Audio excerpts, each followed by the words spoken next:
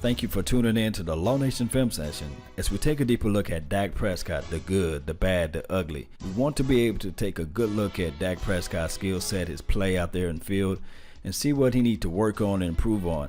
And I must say, he have to read through his progressions better and see what he can see down the field and attack and exploit those things. This is a base formation, as we see 4 down linemen, and on top of that, trips to the right. We have the tight end here.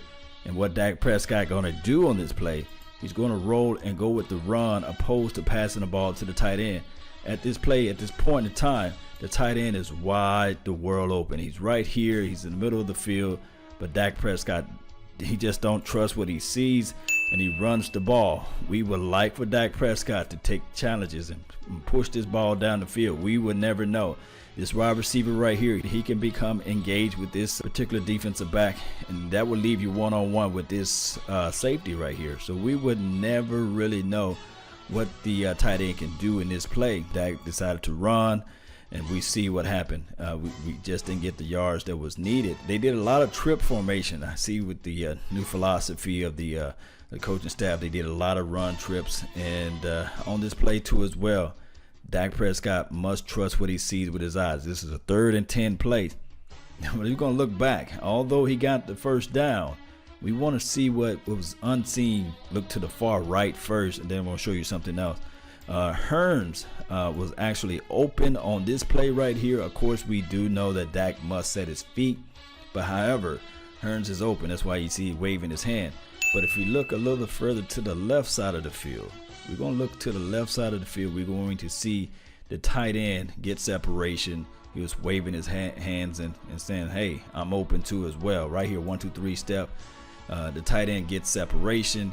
This guy, he's more looking downfield, looking for the Ezekiel Elliott factor. So he's not really worried about the tight end. The tight end is open at this point. I would think that Dak Prescott would go with that particular read.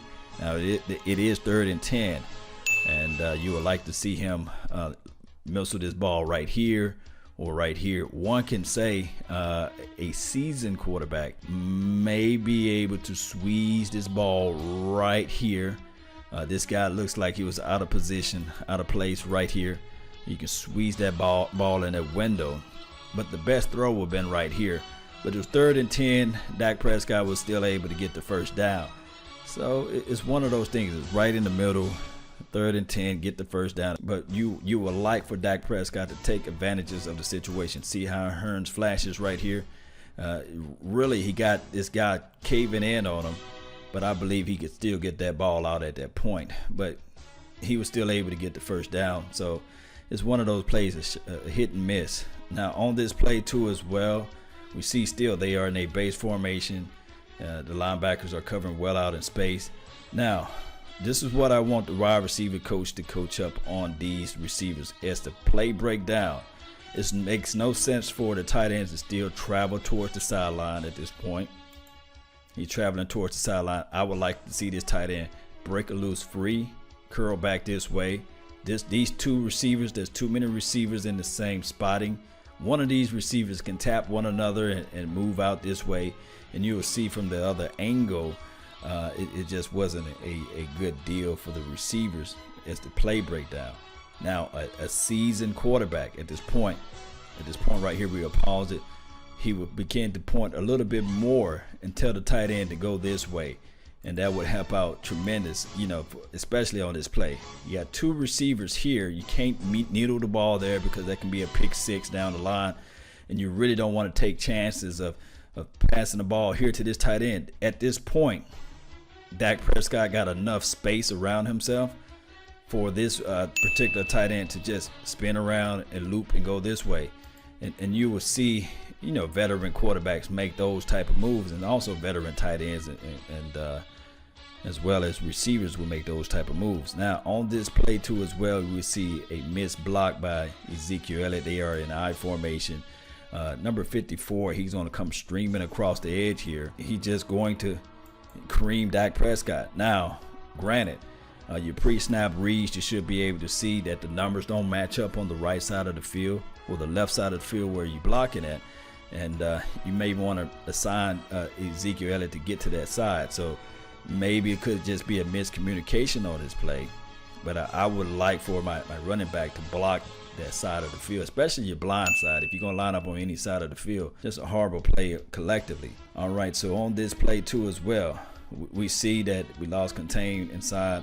And I want to show you guys, at first from the broadcasting view, I thought that number 52 gave up the sack. But upon further review of this particular all-22 film, I saw that Dak Prescott had a chance to get the ball out to Swain. He held on to the ball just a little too long. You know, right here is when what you want to see Dak Prescott to pass the ball. The actual linebacker that's covering Swain right here. So you got separation.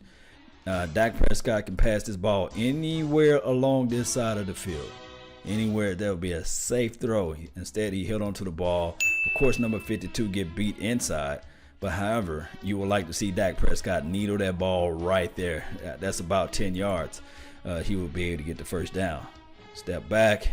On this play too as well, number 90 was able to beat La'el Collins.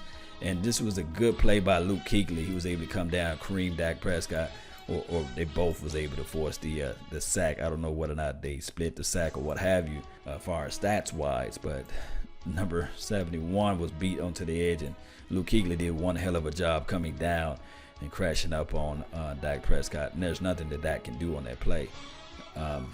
It's just one of those things where you got to pay attention to where number 59 is at on the field. He's a hell of a baller out there. And this is just a play that number 52 was beat on. He was beat to the inside, and he just didn't get leverage. Also, pad level's too high. Or unless his pad level was too high, or the actual opposition was able to lift him up like that. Got to get bricks in your pockets at this level right here. Ezekiel Elliott, he's going to split out and take a left right here, and it's just nothing for Dak Prescott to do. I looked at all of the angles that I can find, and nobody was open, and he was just able to not get out of that pocket and slam to the ground. So number 52 on that play, I would just say toss it up as a rookie mistake. You would like to see him get his hands inside, sink his hips in, and try to get his hands on the chest, but the opposition was able to lift him up, push him back, and we saw the rest is history. And that's how it goes with that particular play. Hopefully number 52 can respond better next week. All right, so on this play, we're looking at Dak Prescott. He rolls out, and this is the play. This is the thing that I don't like to see with Dak Prescott. Throwing across his body and jumping. You lose range of motion when you jump past, and I just don't like that aspect. Didn't have a lot of strength on this pass when he jumped past his ball. Let's look back at it again. We all know this play. The ball hit tight end right at his shoelaces, and we just don't want to see that range of motion there. Dak is known for doing that. You throw more with your leg, and Dak must understand that. Then where you're trying to deliver the ball, throw with anticipation.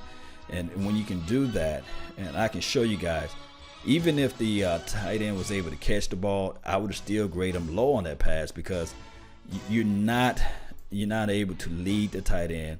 You're not able to help yourself out to win the game at this point. Now, I'm going to show you on this play, he was able to escape out of the pocket, which was great.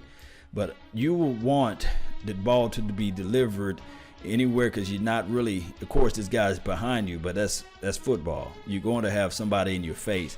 You want the ball to be anywhere around this area on this side of the shoulder, and pretty much from here you can see that this is the only guy that can beat. So it'll be a foot chase to the end zone, and Dak Prescott must understand and work and improve that in order to be on the next level of quarterbacks. You have to throw the ball somewhere around this proximity, and we see the ball was short and it hit the guy right on the shoelaces or right in the at his ankles, and that's just not a good look. Hopefully down the line, maybe next week, we can see some improvement, and that's what we're going to look for. Those quick passes, those passes to get you out in space, and see whether or not that can help out Dak Prescott. But throwing across your body, jumping motion, we would like to see a pitcher jump to throw a pitch, right? So the same type of philosophy on throwing the ball. So quick throws. I like Dak Prescott in this aspect of his game. He was able to get the ball out quick. And when Dak Prescott is on the money, he's on the money at this aspect. Getting the ball out quick. Of course, it's a little short pass, but he was able to get the ball upfield, first down. Quick passes. That's what I like to see from Dak Prescott. trusting what he sees with his eyes and getting the ball out to his wide receivers. I think that if Dak Prescott can get to this particular level of his game, then he will be better. But when he started to think and he got pressure down his back, he just make the weirdest throws in life. That's a good tight window of space right here. He backs it right off the jump. He knew where he was going with the ball and trust what he sees out of the outcome of the defense. Luke Kuechly is calling out the play. Watch 1, 2, 3, get the ball out. That's what you want to see out of Dak Prescott. 1, 2, 3 step, get the ball out, explode off the field. That's an 11-yard pass right there, first down. You will want Dak Prescott to get the ball out quick. Now on this play, I'm still going to grade him low. He did the exact same throwing motion. Yes, he got away with this particular play. Throwing across your body is never what you want, and as well as throwing the ball too high. Just don't want that out of the, so many things can go wrong. Ball falling off your fingertips, ball in the air, the opposition can pick off the ball real quick. So still good catch by the number 17 with his bad throw by the quarterback. On this play, he was able to find the soft spots in the zone, find Cole Beasley. And the thing is, what I like off this play, that he went with his read. He didn't hesitate. The ball exploded out of his hands. He was able to get the ball out. And that's what I like to see out of Dak Prescott. He must improve on that level of his game. You got to be consistent in this level of football. Roll out. Good catch by number 15. It seems like he has some type of rapport with 15, 17, and Cole Beasley. Of course, we know that. Stepped out. You see quick throws to Cole Beasley. Those things look like it worked for him. Cole Beasley in the slot here. Of course, this is the X. And we seeing right here that, they're going to try to get this ball out real quick. 1, 2, 3. There's Swain right here, and this is the other, the second receiver. Get the ball out. Bam. That's what we want to see come next week. We want to see Dak Prescott get the ball out of his hands and not playing hot potato with the football. Get the ball out, trust what he sees, and take advantages of those opportunities. There are going to be open passes out there for him, but he cannot hold on to the ball forever in a day. So on this play, this was the final play of the drive, and he fumbled the ball on this play. And let's look back at everything. We will see that on this play, those are trips. The tight end is lined up over here too as well, this swing. But we're going to see Cole Beasley motion out. He's going to become the flanker on this play. And Hearns will be the actual slot receiver. Motion. Dak Prescott going to do a 3-step drop. And what I want Dak Prescott to do is trust what he sees with his eyes. All right, so Luke Kuechly, he's going to come down to watch and spy on the tight end. Tight end was trying to sneak out of the backfield here. And 1, 2, 3 step. Right now, Hearns is wide, the world open. He can hit Hearns at this play, and the play can continue. A lot of people from the broadcast view thought that Cole Beasley was open, but remember, this was the latter part of the game. They're trying to preserve their timeout, and of course, Carolina Panthers know that. So the read will be from the outside in. You have your actual running back over here. You have the X receiver there, and you also have the slot guy. Of course, like I said, Cole Beasley is the flanker, as well as this is the tight end. 3-step drop. The moment that Cole Beasley was open was the time that when Dak Prescott rolled to his right, he had the defender in his face. You see Cole wide open right here, of course, but there's no way that Dak Prescott can get that ball out at that point. He tried to run around to the other end and fumble liar. We do not want to see that, but let's look at it from another angle so you guys can see what I'm talking about and referring to on this play too as well. So you got Cole Beasley motion to the right of the field. At the moment Dak Prescott dropped back into his stance, the Carolina Panthers are giving you everything underneath because they want you to throw it here because they want you to burn your time out. They want you to utilize that clock. That clock is going to tick, tick, tick, tick. Right here, this is the throw. Luke Kuechly, this guy right here, they are looking at this tight end. We want to see whether or not you bite the bait or eat the charm that we're throwing out there. Of course, you can see Cole Beasley open right here, but the read is from the outside in. Outside in. You see this guy right here. We can tick it a little bit further. Alan Hearns is wide open off of this play. He even cocks it and attempts to throw it, and it fools Luke Kuechly in a sense because he's want to climb down on this tight end because he think that's where the ball is actually going. Dak Prescott rolls to the right. Beasley is still open. You have this guy right here that comes into his face. He bails out of the situation because he can't pass through the guy and fumble. That's what it looks like, guys. But that's all the time I have from right here. I want to know your thoughts. I want to know your opinions of Dak Prescott. Will he improve by next week?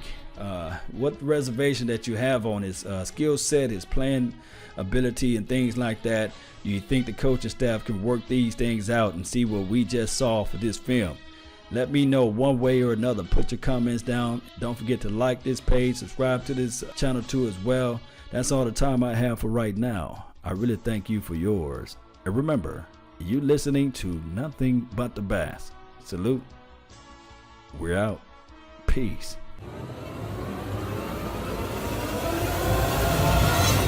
Brutality.